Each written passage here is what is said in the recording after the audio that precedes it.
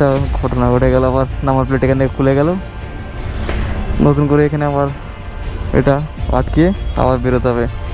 আরে রোডটা শুনছি যে ব্লক আছে সামনে থেকে, রং রুটটাই মারতে হবে, জানিস, রং রুট মারতে হবে।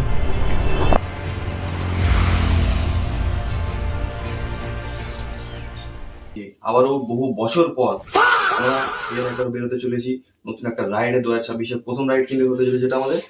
আর এটা আমরা যাচ্ছি এখন হচ্ছে আমাদের নর্থ সিকিম গুরুদমা লেক, যেটা আমাদের টার্গেট রয়েছে আপাতত। তো 15-16 ঘন্টা এমনিতেই লেগে যাবে। এখন রাস্তায় আমরা ব্রেক নেবো, আরো সময় লাগবে। তো বেশি দেরি করবো না, এখন বাজে রাত 2টো। এখন আমরা বেরোচ্ছি এখান থেকে। আর যেতে যেতে তোমাদের পুরো ভিডিওটা তোমার সাথে শেয়ার করবো, পুরো ভিডিও দেখতে থাকবে, ঠিক আছে? চলো, আজকের ব্লগটা এখান থেকে স্টার্ট করছি। তো শুরু করা যাক আজকের আমাদের জার্নি কলকাতা টু শিলিগুড়ি।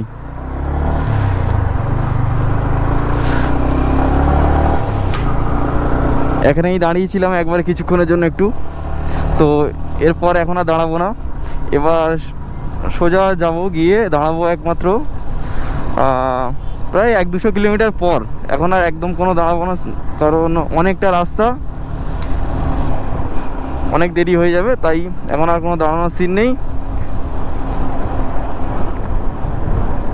তো আমরা আছি এখন পাটুলিতে, আর পাটুলিতে এখন কোনো ক্রাউডও নেই, কারণ বাজে এখন রাত 4টে।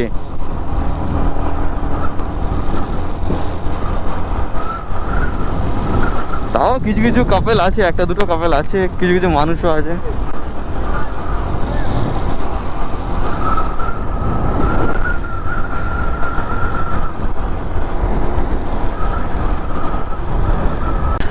আগে মা ফ্লাইওভারটা কিন্তু রাতে করে মানে বাইকের জন্য বন্ধ থাকতো, এখন করে মানে বাইকারদের অ্যালাউ আছে রাতে করেও।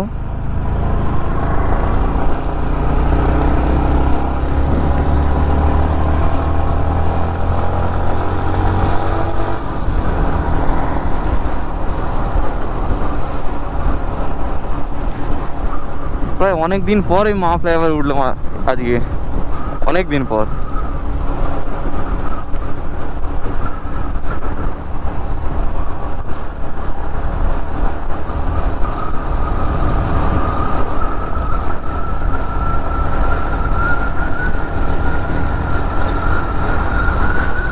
চলে এলাম সেকেন্ড হুগলি ব্রিজ। বাড়ি থেকে বেরিয়েছিলাম তখন বাজে হচ্ছে 3টে 10 এরকম, এখন বাজে 4:30, মানে 1.5 ঘন্টার মধ্যেই আমরা দ্বিতীয় হুগলি সেতু ক্রস করছি।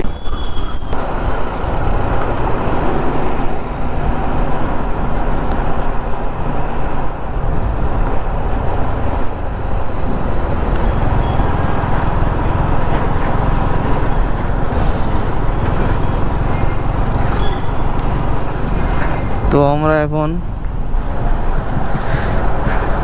টোল ট্যাক্স না দিয়েই বেরিয়ে যাচ্ছি আমরা।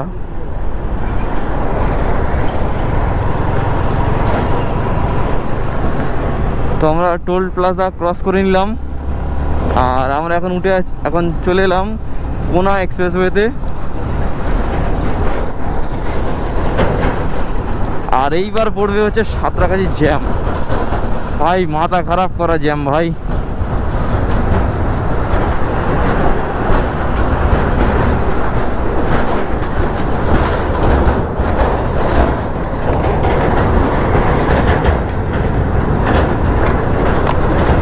এই জ্যাম ছেড়ে বেরোতে বেরোতে কতক্ষণ লাগে, এখন তো সাঁতরাগাছিতেও আমরা আসিনি এখনো।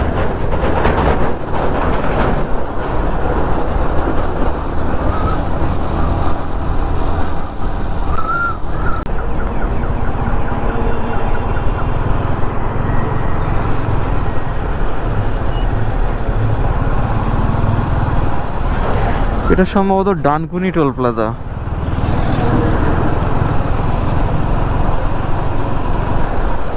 মনে তো তাই হচ্ছে।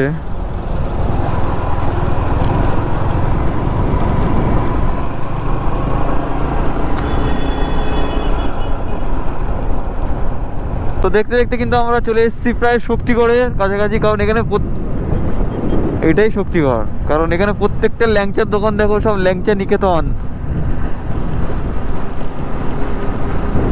এই একটা ল্যাংচা, আদি ল্যাংচা।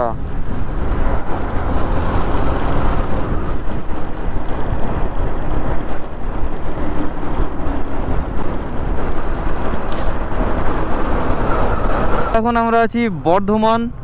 সেই এই ব্রিজটায় পুরো প্রায় হুগলি সেতুর মতোই দেখতে, দ্বিতীয় হুগলি সেতুর মতো। আর নিচে আছে বর্ধমান স্টেশন। আর আমরা এখন বর্ধমানকে বাইপাস করে একদম বেরিয়ে যাচ্ছি দুর্গাপুরের দিকে।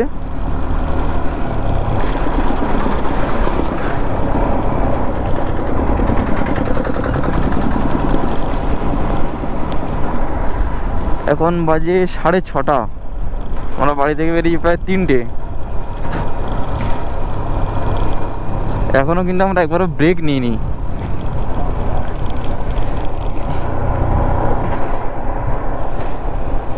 কাটুয়া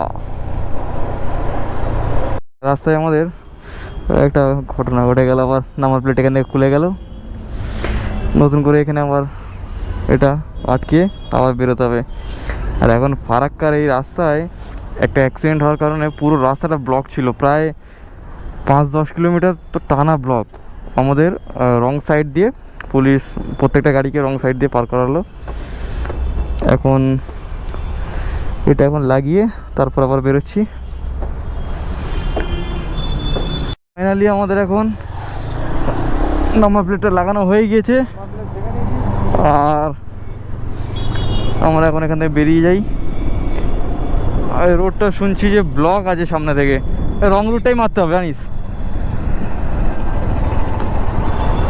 রং রুট মারতে হবে। আর আমি এখন আছি ব্যাক সিটে। প্রায় 10-15-20 কিলোমিটার ধরে মনে হচ্ছে এই জ্যামটা ঠেলে ঠেলে আসছি। আর এই ফারাক্কা ব্রিজের উপরে এখনও সেই জ্যাম। সামনে এই কোথাও একটা অ্যাক্সিডেন্ট হয়েছে, সেই কারণে এই জ্যামটা।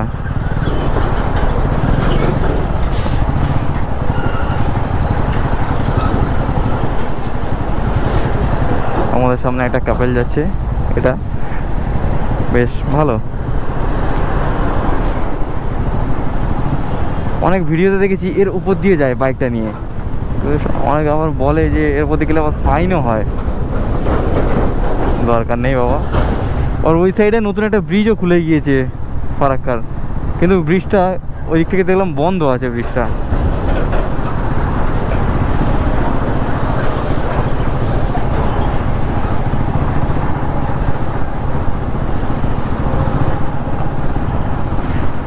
এরম করেই যাই, আর কি করব।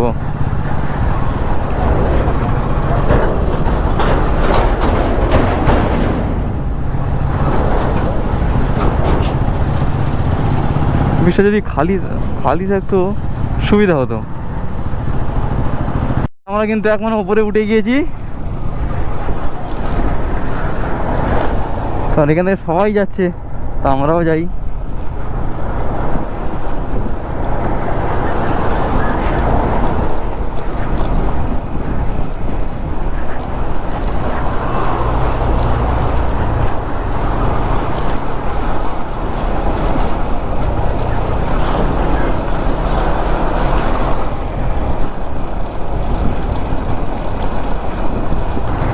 আগে অনেকের ভিডিওতে দেখেছি, মানে সবাই মানে যায় ফারাক্কা ব্রিজের উপরে নিয়ে বাইকটাকে নিয়ে, পছন্দের বাইকটাকে নিয়ে। আজ কিন্তু আমি নিজের পছন্দের বাইকটা নিয়ে এই ফারাক্কা ব্রিজের উপর দিয়েই যাচ্ছি। আর একটা ড্রিম রাইড বলতে পারো, যেটা গুরুদম্মার লেক, নর্থ সিকিমে। তো আমরা সেখানেই যাচ্ছি।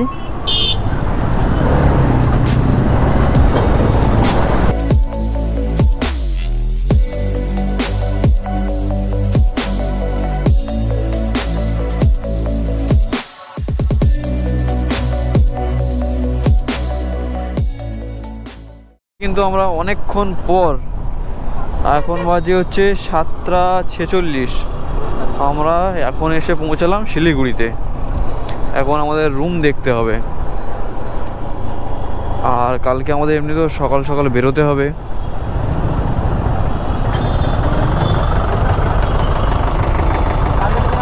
তো দেখা যাক কোথায় পাওয়া যায় রুম।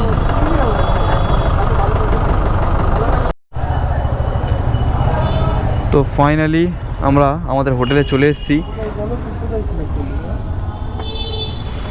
তো দেখা যাক রুমের কিরম কি প্রাইস, রুমটা ঠিক করে রুমে গিয়ে তোমার সাথে কথা বলছি। চলো টাটা।